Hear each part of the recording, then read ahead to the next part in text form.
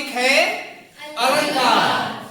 अलंकार की परिभाषा देते हुए आचार्य दंडी अपने ग्रंथ काव्यादर्श में बताया है। इन्होंने एक ग्रंथ लिखा था, ग्रंथ का नाम था काव्यादर्श। इन्होंने अलंकार की परिभाषा देते हुए बताया कि काव्य शोभाकारान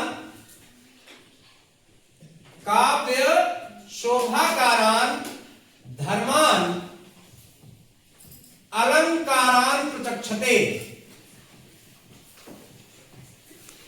अर्थात काव्य की शोभा बढ़ाने वाले तत्वों को अलंकार कहा जाता है। अगर हम अलंकार शब्द का शाब्दिक अर्थ निकालें तो अलंकार शब्द का शाब्दिक अर्थ होता है आभूषण। जिस प्रकार आभूषण का मतलब क्या होता है? आभूषण का मतलब होता है गहने। ठीक है, तो जिस प्रकार गहनों का काम क्या होता है? गहनों का काम किसी सुंदर स्त्री की सुंदरता को और अधिक बढ़ा देना है। ठीक उसी प्रकार अलंकार का काम क्या है? किसी काव्य या कविता की शोभा या सुंदरता को बढ़ा देना अलंकार का काम है। ठीक है, अगर हम अलंकार शब्द की बनावट पर चर्चा करें तो अलंकार शब्द की रचना दो शब्दों से मिलकर के हुई है। पहला शब्द है अलम और दूसरा शब्द है कार।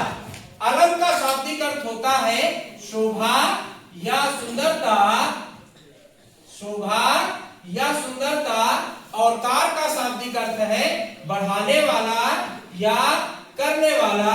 तो इस प्रकार अगर हम इसके शाब्दिक अर्थ को ले तो भी इसका अर्थ क्या निकलता है? शोभा या सुंदरता को बढ़ाने वाला। इस प्रकार अगर हम तीनों बातों पर चर्चा करें जो आचार्य दंडी ने परिभाषा दी कि काव्य शोभाकारान धर्मान अलंकारान प्रचक्षते, अर्थात काव्य की सुंदरता बढ़ाने वाले तत्वों को अलंकार कहा जाता है।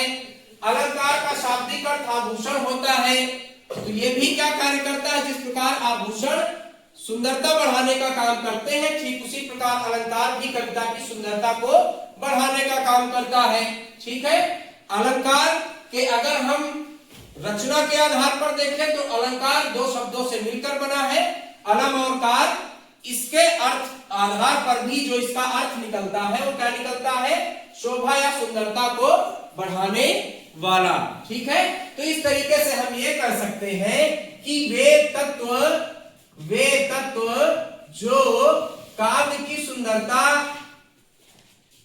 वे तत्व जो काव्य की सुंदरता या शोभा को बढ़ाते हैं उन्हें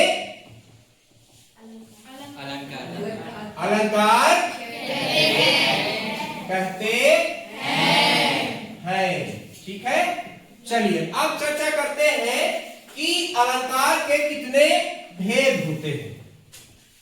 अलंकार के दो भेद बताए गए हैं।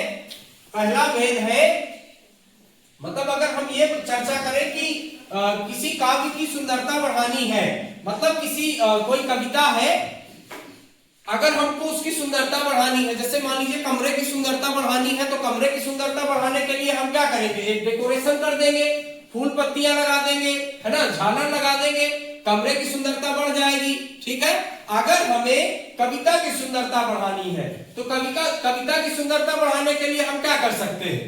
या तो हम शब्दों के माध्यम से कविता की शोभा बढ़ा सकते हैं या फिर हम अर्थ के माध्यम से कविता की शोभा बढ़ा सकते हैं।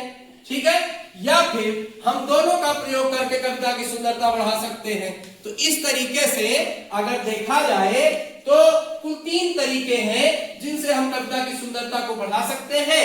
पहला है शब्द के माध्यम से। कैसे? शब्द के माध्यम से। दूसरा अर्थ के माध्यम से,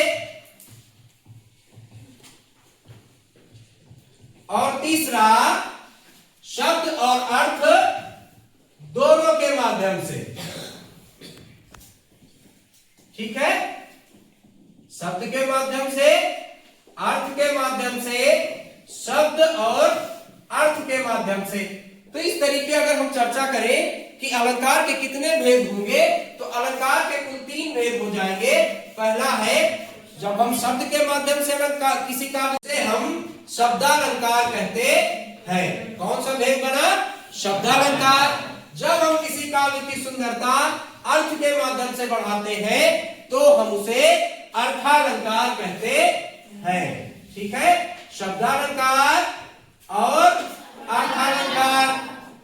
जब हम शब्द और अर्थ दोनों के माध्यम से किसी काव्य की शोभा बढ़ाते हैं तो वह जो भेद बनेगा उसे हम उभयालंकार कहते हैं। ठीक है, उभय का मतलब होता है दोनों। ठीक है, उभय का मतलब होता है दोनों। तो जब हम शब्द और अर्थ दोनों का प्रयोग करेंगे तो जो प्रकार बनेगा उसे हम उभयालंकार कहते हैं। ठीक है।